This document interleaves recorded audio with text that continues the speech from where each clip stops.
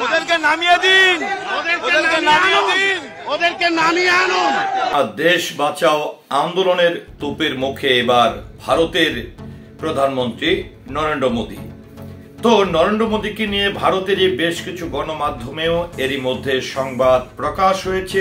তোপের মুখে পড়ে মোদীকে হয়তোবা দেশ ছাড়তে হবে, এমন শিরোনামেও ভারতের বেশ কিছু গণমাধ্যমে সংবাদ প্রকাশ হয়েছে। তো মোদী সরকার এতটা শক্তিশালী, মোদী সরকার কি কারণে দেশ বাঁচাও আন্দোলনের তোপের মুখে পড়েছে, এটি নিয়ে অত্যন্ত গুরুত্বপূর্ণ একটি ভিডিও আমি আপনাদের জন্য তৈরি করেছি। সো আশা করছি অবশ্যই আমার পুরো ভিডিওটির সঙ্গে থাকবেন। সেটি হচ্ছে যে ভারতের খুবই প্রভাবশালী যদি প্রধানমন্ত্রী বলা হয় এবং এখন আরেকটা শক্তিশালী দল বলা হয়, সেটি হচ্ছে যে নরেন্দ্র মোদীর দল।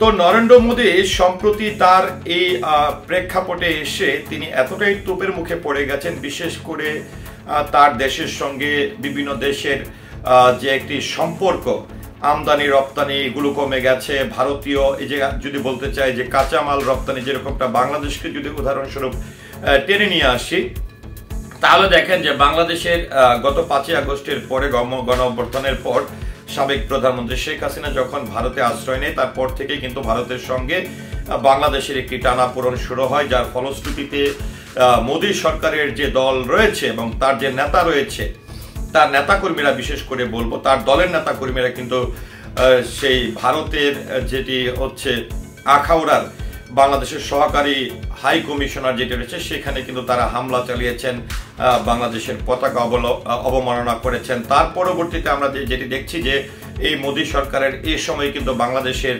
সঙ্গে এই সম্প্রতি 4-5 মাস ধরে সকল ধরনের ভিসা কার্যক্রম কিন্তু তারা বন্ধ করে দিয়েছে এবং কবে নাগাদ সেটি আবার খোলা হবে সেটিও কিন্তু নিশ্চিত নয়।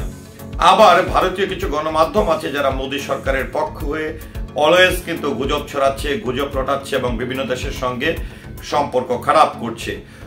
তো মূলত কিন্তু এই কয়েকটি বিষয় নিয়ে কিন্তু মোদী সরকার অনেকটা তোপের মুখে পড়ে গেছে। সেটি হচ্ছে যে লোকসভা নির্বাচনের পর থেকেই মোদী সরকার অনেকটা তোপের মুখে পড়ে গেছে এবং তার পরবর্তীতে এই যে বিভিন্ন রাষ্ট্রের সঙ্গে ভারতের যে খারাপ সম্পর্ক এবং এই খারাপ সম্পর্কের ফলে ভারতের যে সঙ্গে যে আমদানি রপ্তানি মূলক যে ব্যবসাগুলো ছিল বিভিন্ন রাষ্ট্রের, সেগুলো কিন্তু একদম কমে গেছে, বন্ধ হয়ে গেছে। কমে গেছে বলতে হচ্ছে একদম বন্ধ হয়ে গেছে। তো সেই প্রেক্ষাপটে এসে আসলে আলটিমেটলি মোদী সরকার যে পরিমাণের চাপের মুখে পড়েছে, অন্যদিকে রাহুল গান্ধীর কথা যদি বলতে চাই, সে কিন্তু একদম কংগ্রেস নেতা, সে কিন্তু একদমই কিন্তু জোরালো ভাবে মোদী সরকারের বিভিন্ন কর্মকাণ্ড নিয়ে কিন্তু সে তুখুরভাবে প্রতিবাদ করছেন এবং তিনি বলছেন যে এই মোদী সরকার যখনই ক্ষমতা আসছে বা মোদী সরকারের কারণেই কিন্তু বিভিন্ন দেশের সংখ্যালঘুদের ঝামেলা হয়, ভারতীয় সংখ্যালঘুদের মধ্যে বিভিন্ন ধরনের সহিংসতা তৈরি হচ্ছে।